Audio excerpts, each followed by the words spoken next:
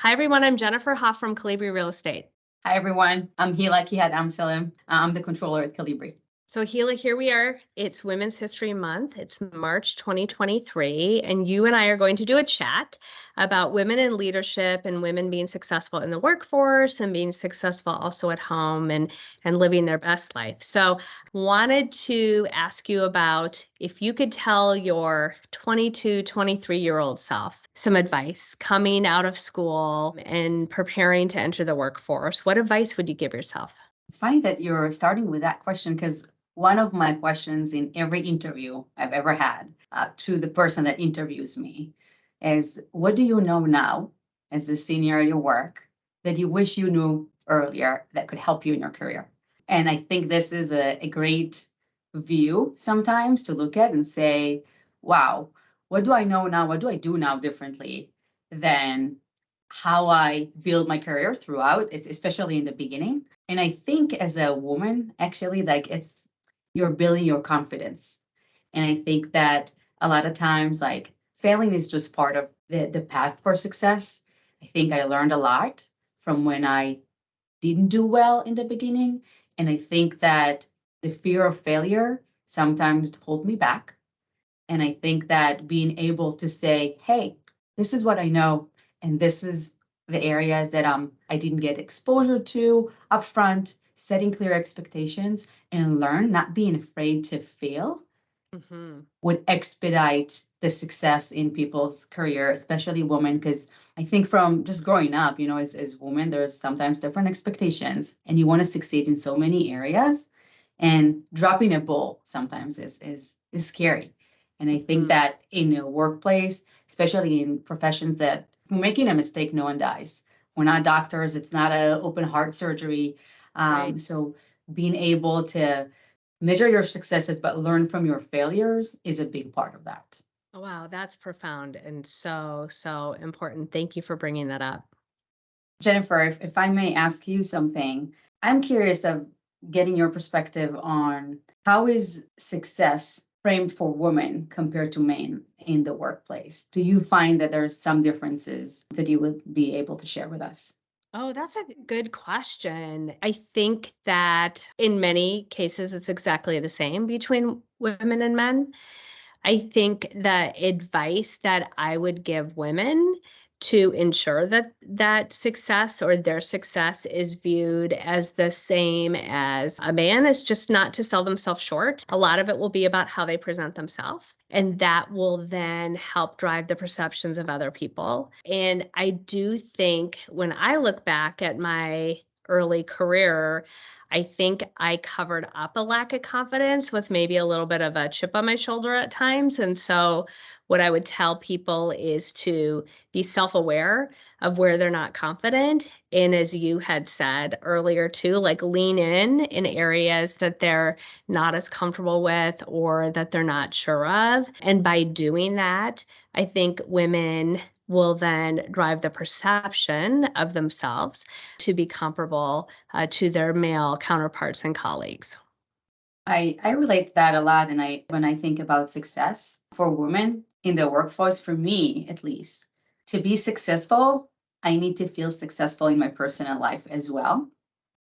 If I'm successful at my job, but I'm giving up my kids' events at school, if I'm giving up some time for me, I think my value of how successful I am as a person really quickly goes down. So for me to feel successful, and I kind of put, maybe it's a bit different than how other people view me at work, but for me to feel successful, which I measure myself sometimes differently than how I'm being measured, like just professionally at the workplace, I really need to find this balance that allows me to be successful in all the important areas of life. And as a woman, I feel like I don't put less effort or less importance on my personal life versus my work life. That's really interesting. Hila, one of the things I'm really curious about, and in your experience, you are in the field of finance at Colibri Group. I'm wondering if you could talk a little bit about how finance has changed in organizations. Like, did you feel it was male oriented or more male dominated when you started? Do you feel like that's really changed? And what have you learned about working in a field that is maybe has been perceived for a long time as a field where women are more of a minority in the workforce than a majority? That's a good question. I had, if I'll be really honest with myself, when I started my career, I didn't know how far I can go in finance and what would be the limit for me and how quickly I want to go up the chain, especially because sometimes when you think about success, as I said, like high positions come with high demand. And sometimes as a woman, I think about what would be the negative outcome of that on my personal life at times that I see maybe as negative versus if I'm thinking about my husband and other males that I'm familiar with, they more see it as a pure success and maybe are putting some of those things behind. And I think that in finance, I do see more and more women leaders. So I'm really proud of that. I do feel like at times we have to juggle in our personal life.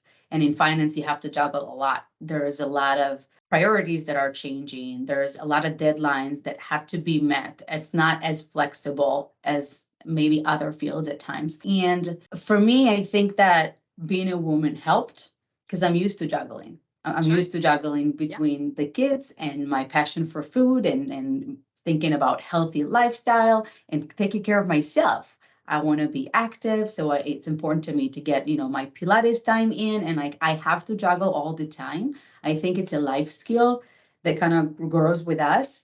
And it helped me be able to manage, a diverse and few teams in the organization. I think today under my umbrella, we have 39 people and 4 different teams. So I think that just juggling and thinking about priorities and being efficient to get things done is a skill that helps me in finance and when we're thinking about all the different things that have to be kind of met at the same time. That is awesome. Do you give new moms any advice that are working new moms when you see them come back to work? Yes, as a new mom, it's hard to come back to work. And sometimes, there's a lot of discussions and sometimes anxiety even to come back to work when you have a new baby at home. You want to be there for your family, but you also don't want to lose your job because people have a lot of passion towards their job. And I'm super passionate about what I do. I really like my job. I like my role. I love my team. So for me, like to be able to juggle is really important. When I'm thinking about the new moms, my advice at times is like, take it slowly, allow yourself to have this transition period. And I think this is where we as like women leaders can help more too with just expectations from like right when people are back from maternity leave or anything similar to that. And what I'm actually learning is that a lot of times I get more. Somehow when people are very aware that their time has to be split, that now there is a daycare that we need to go and take the kids, that you have a deadline on how many hours you can invest a day. And I feel like that makes the person a lot of times like more effective, more thinking about the timeline. And I tend to get a lot from new mothers really quickly. And a lot of times exceeds my expectations, which is pretty awesome to see. Because it is a concern. And when we run an organization, if someone comes back to work and his mind is not 100% at work, then will we have to cover? Will we have some gaps? But the reality actually taught me differently. That's amazing. One of the pieces of advice that I give people coming back to work, whether it's a dad that's just took some paternity leave or a mom that's coming back from maternity leave, is not every day is the best day of your life. Whether you have kids or not, true. or whether you're working or you're not working. I'm actually a business professional who took 5 years off from work in the middle of my career. And I think back to what good days and bad days look like then and good days and bad days now, or good days and bad days when I had smaller children. And I think just keeping that perspective, like you have indicated, is so important. And also for us that have been through it, as you said, to really lift others up and help them understand and take out some of that volatility and anxiety from them, and just let them know that they are supported at work, whether they have children or not have children, that our organization and the types of professionals that work in our organization will be there to ensure their professional success. Yes, and I think to add to that, be able to articulate your needs and don't be afraid to say, I need some flexibility today in order to be successful. I need this. A lot of times, like, we really work together really well with our team members, and we make it a win-win. If we are able to get to a win-win at work, and a win-win means that you can give up something that you really, really care about. It's not going to be good, not in the long term, not for the business and not for the individual. So being able to be clear on our needs and make it work. In my specific team, people ask me, when should I come to work? When do you want me to start working? I really don't care if it's 7 a.m. or 8 a.m. or 9 a.m. or whatever. As long as we deliver, as long as we work good as a team, as long as we have the flexibility we need and we have motivated, happy employees, then I think that goes a long way. And we have a great organization that supports the employees. And I think that helps with creating sustained and like self-sufficient teams, having the right people, and have a long career within Colibri, which I think that's one of the things that I'm proud of. It wasn't, easy years during COVID, and a lot of people switched jobs. And a lot of times I was asked by recruiters, like, it's hard to recruit from your team. Like how, which is great, right? But how do you do that? Like, accounting and finance are just like switching all over, and we created this stability. But I think that it's a big part of that, making sure that we hear the needs and we work to be flexible and allow people to be successful in their personal lives as well as their professional life. Yeah, you bring up a good point, though, that people's lives change. My life changed a lot when my kids went to college. People are coming into the workforce. They might have small kids, or their kids might be starting to get into that really heavy sports time period. So as a working professional, Hila, how do you think people should think about continuing to be successful at work as the things that are happening in their personal life are changing, and will continue to change as the kids get older? I think that comes back to like be really clear on our needs, and our needs change. And sometimes we require flexibility in different areas, or if it's the work hours, if like it's what we're willing to give in a certain period of our lives. So having clear expectations and really honest and open communication really helps. And when we're having this open communication, it comes sometimes with things that are not easy to hear. But I rather always know where people are at and works through that together. And when it's not a right fit anymore, that's okay too. And I think, I have an example of a woman that worked with me for a year. Amazing. And then she came over to me 2 months ago. We made this change, and she vocally disagreed with the change, which we kind of wanted to address. But for a period of time there, she was frustrated, and we were aware. She called me and said, Hila, I want you to know, I'm so frustrated from this change that I'm going to update my resume and I'm going to send it to recruiters this week. And I said, okay, I appreciate your honesty and transparency. Like we always had open communications. And, when you want to talk about it, let's have a talk next week. We can see if we can overcome this. She did exactly what she said. A few days later, we're having this discussion. She was relaxed by that time because I think she wasn't fully listening at the time because of the change really impacted her. And that's okay. Sometimes it happens to all of us. Yep. And then after we had this discussion, she felt really good with it and she felt supported. And she's like, oh, I did not understand this. And it's okay. We have those moments. So she basically pulled all her resumes. A month later, she called me and said, Hila, I got this amazing job opportunity. It's just an interview. I didn't go yet. And she's like, it's amazing. It's like 5 minutes from my house. It's perfect for me. And I don't know what to do. She's like, I love working here. I like working with you. And I'm like, go. She's like, what? I'm like, just go. If you're telling me that it's perfect for you, it's 5 minutes from your house. We moved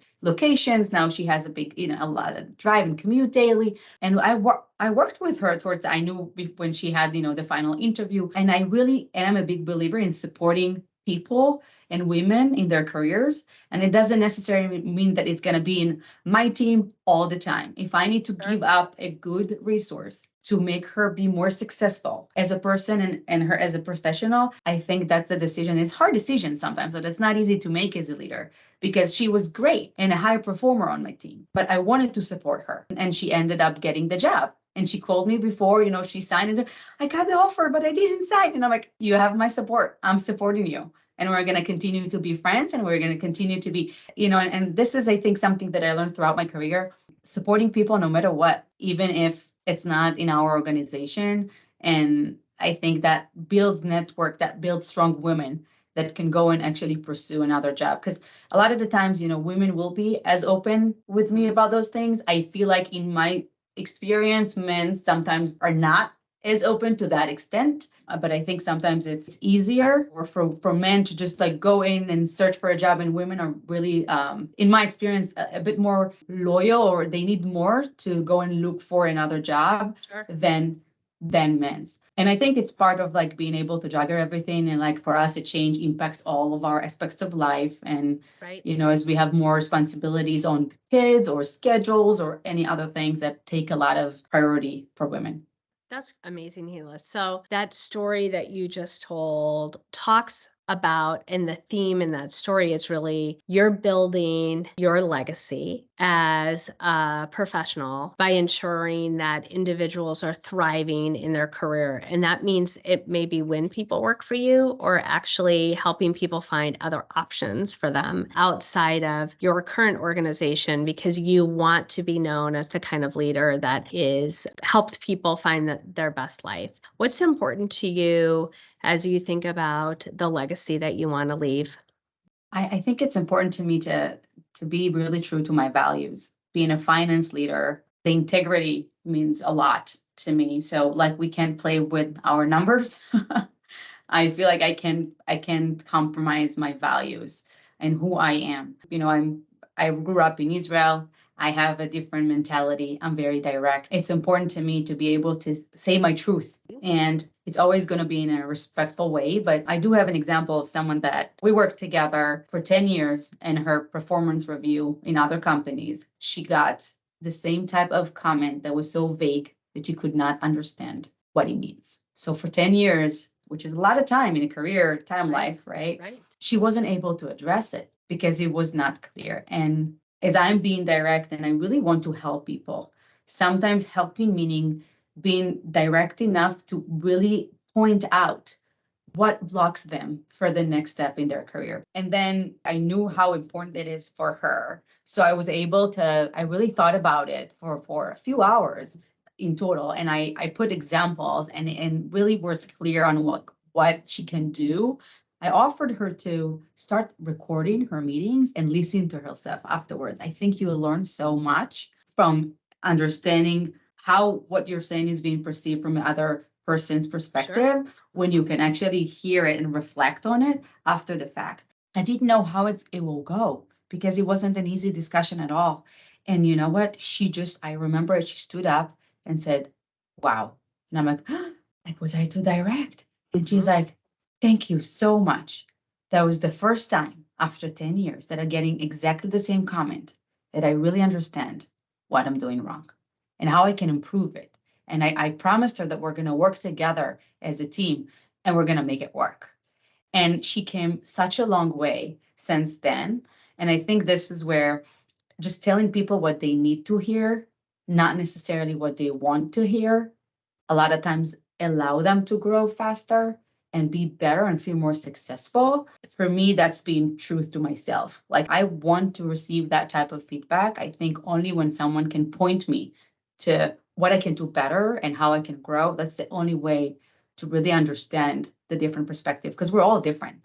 Right. And we're not going to be a great fit for everyone. We're not going to know how people sometimes perceive us. So only through open communication and direct feedback and respect, we can work together to be better. And this is what I'm trying to do in my organization and just in my life. I really believe in that.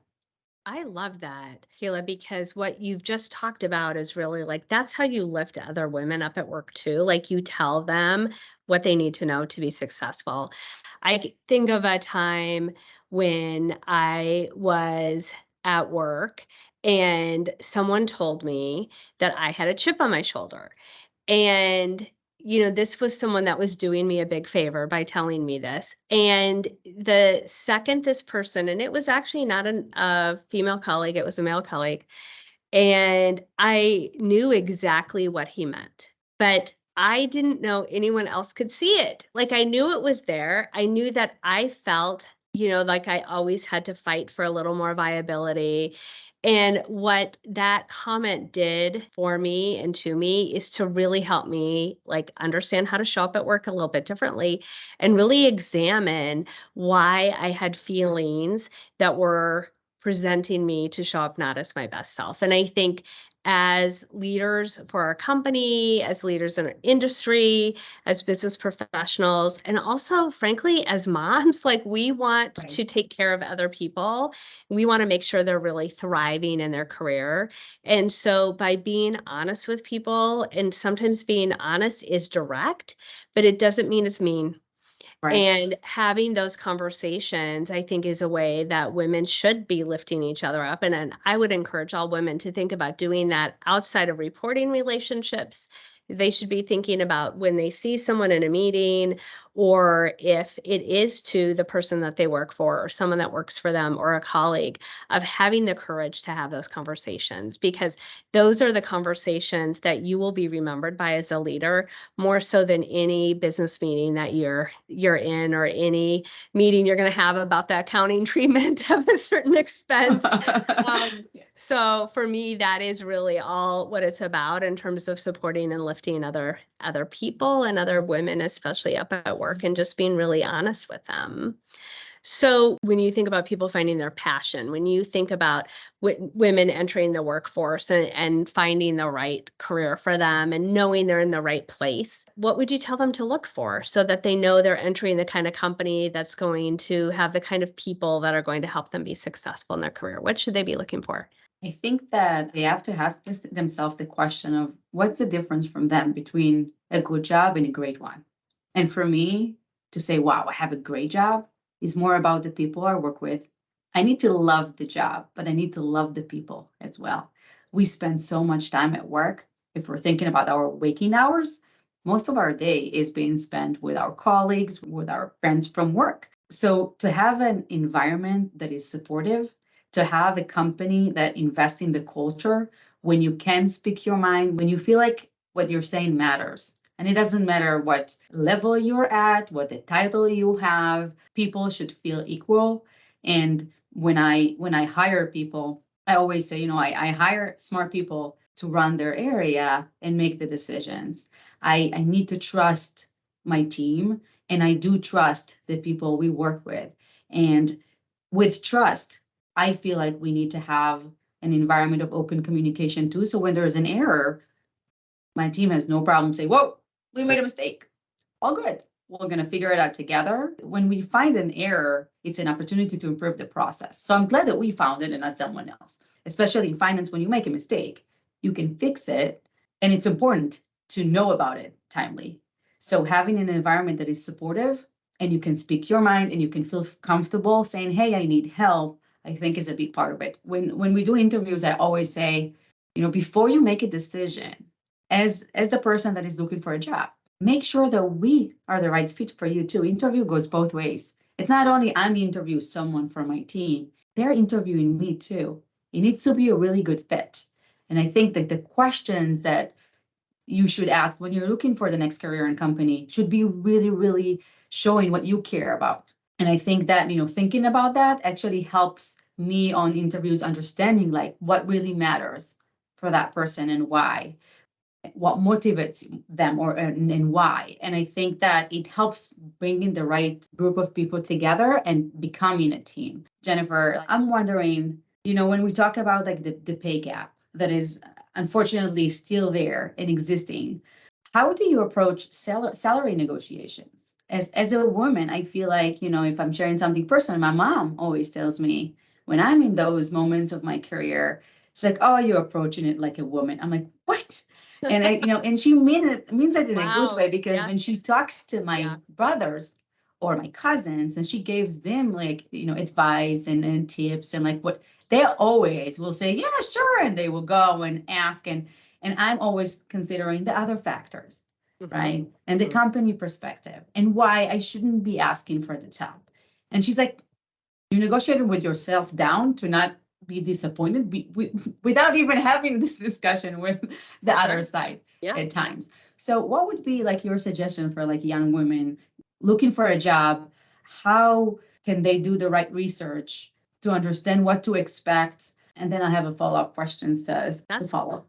Gosh, I think this is a tough one. So, the first thing I would say for anyone thinking about the job and like their pay, and for women especially that want to ensure that they don't get caught in some kind of trap that they could look at and say, oh my gosh, there's a pay gap because I'm a woman. I would say definitely you need to know what you're worth. You need to do research about the industry and the company. You can look at Glassdoor reviews about pay. There's a lot of research out there about, industry. Also, regionally, things are different. Their pay is different in different regions. I live in St. Louis. I know the pay in St. Louis is different than San Francisco, and that's just the bottom line. I would also be very remiss if I didn't mention that pay is subjective. And so sometimes decisions are made on pay that have really nothing to do with experience, but the fact that perhaps like it is so important to fill a role quickly for a company that they might be more willing to pay more, or maybe it's not as important for them, so they might want to pay less. So these are all factors into knowing or thinking about what your pay is. But at the end of the day, what you said, Hila, in this conversation is even if you make $1 million a year, if you are miserable and it's not going to be a good short and long-term decision for you, it really doesn't matter what you get paid. You really have to ensure that you're going to be happy at an organization, you're going to be successful at an organization that you can see yourself thriving. And in my mind, though pay gap is a real thing, things do tend to work themselves out with things getting fixed or righted over time if you're thriving and doing well in a company. So that would be my advice in that regard. I actually have never asked for a raise. And that shocked people. I've had people say, why didn't you ask for more money when the company came to you and gave you more responsibility? And my advice has been, that was actually a skill I didn't have. And actually for me to take on that area of responsibility and learn is going to make me more successful in the long term. And so I was willing to put in the hard work and have them realize that I was going to be worth more. And I was able to command more later. So I think it's really all about just thinking about the timing and thinking about what you're learning and having belief too that some of the pay things will work themselves out over time. That's very interesting to hear your perspective of it. I agree with a lot of that. I'm wondering in my head, how much of the pay gap, like what's our portion of it as women? Like you shared with us right now, you never asked for a raise, right? When I'm thinking about the men versus women that I had on my team throughout the years, I had a lot of men coming to me and say, what about this? And I think I need to be paid more, which I super appreciated. I had no women do that yet, not even one. And that makes me feel like I have a lot of thoughts on it as a leader myself, because then I'm contributing in a way to this gap. I'm allowing to someone that asks to be where they should be, maybe, but it's easy to not pay attention to people that run with you for long, but they're not as vocal on, hey, I think I should be paid more. And that makes me think a lot on like our portion as women. Do we ask enough? I know that compares to men, like I shared my mom's comments to me, I understood how much I'm different, that how I'm thinking about it and what I'm willing to do, because I think I don't put money first. Mm-hmm. And then when we're thinking about closing the gap, if we're approaching it differently, then what is our portion in it and how we can make it better is things that I keep wondering. And even when you think about the employer practices, a lot of times using prior salary history in setting up like where the employee should be. And we don't think about, well, this is the position, this is what it's worth for us, and this is how much we're willing to pay. We're thinking about, wait a minute, what this candidate made before. And if someone is already behind, we're like, okay, so for them, it's going to be 10% up. Mm-hmm. And then we can close the gap when we keep thinking about like the practices we're using right now in the market. But as a leader in our organization, in any organization, we also need to think about our budget. And it's a conflicting priorities and it's all matters. But this is where I'm thinking about like, how can I be better? How can I help that? And what is like my portion as a woman when I'm agreeing to what's happening, or I'm not as vocal maybe as I need to be at times. It comes with the responsibility. And you bring up just such a great point about working for a company that as a leader, when you raise your hand and you say, hey, this doesn't feel right, that you know you're going to be working for the company that's going to say, you know what, you're right, let's get that fixed. And I think that goes back to culture, and it goes back to, you know, surrounding yourself with the kind of people in an organization that you will thrive at as a leader, but you know, as a part of your legacy, that you're going to get those things fixed, and you're working for the kind of company that is going to help you do that. So in closing, if you had to list 5 things that you would say to women about how to be successful as a woman in an organization, and what are the things that you've done that have really helped you be successful, if we're going to give a toolkit away, how about you do 5 and I'll do 5, and we'll see which ones overlap. I would probably recommend aligning on clear expectations.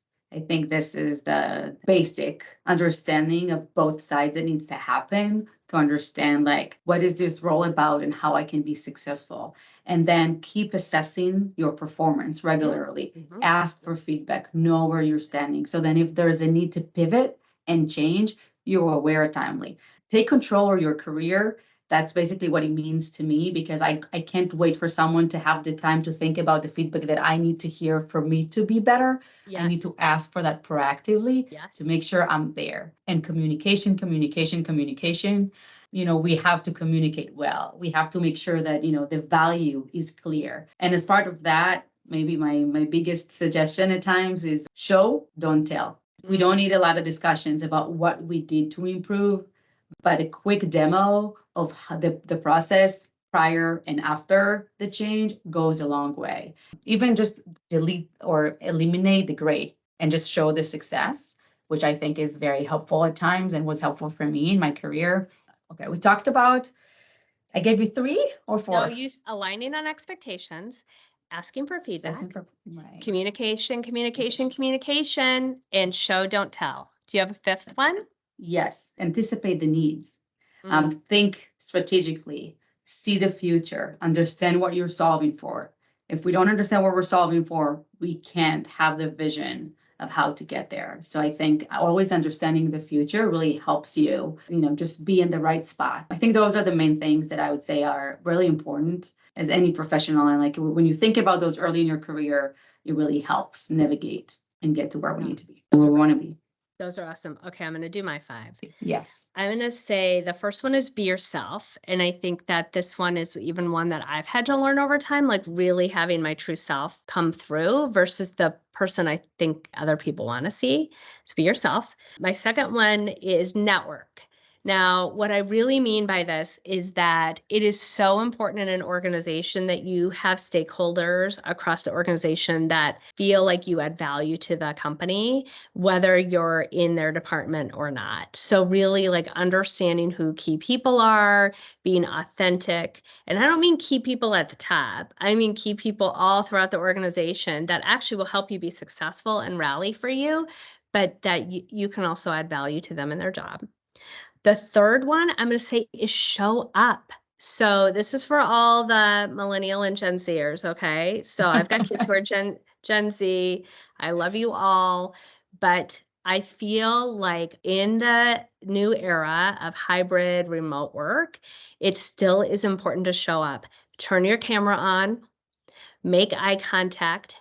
Do not multitask. Believe me, everyone can tell when you're multitasking, so you're not getting away with anything. And for any opportunity you have to be on site and show up, do it. That is how you will build your brand and credibility. My 4th one is not every day is going to be the best day of your life.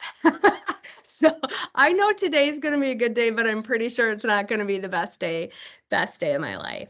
And then I'd say I'm going to go back to something Hila said, is that an interview goes both ways with a company. So just really do your homework and make sure as you're joining an organization, it's a good fit for you. Those career mistakes are too painful. They're painful for both sides of the house. And you don't want to have to explain something on your resume that looks a little bit odd. So do your homework and really make sure that you know the kind of company that you're going to work for. So those are my 5.